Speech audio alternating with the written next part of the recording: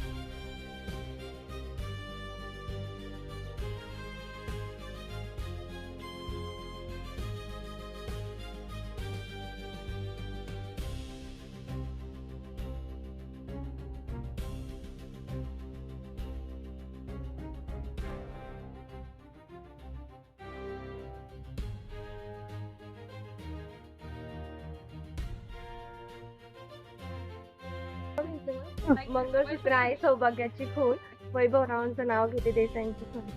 श्रवणात कृष्ण वाजवतो बासरी, शुभम रावांच्या प्रेमामुळे किनांची देवीला सोन्याचा साथ, सुधाकर रावांचं नाव घेते वटपौर्णिमा आहे आज।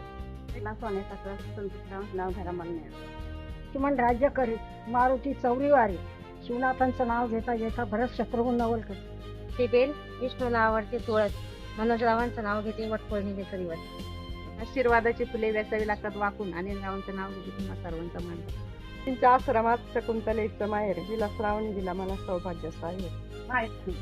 निळ्या निळ्या आकाशात पशुपक्ष्यांचा थवा तुकारामांचा प्रवास मला जन्मदिनी हवा.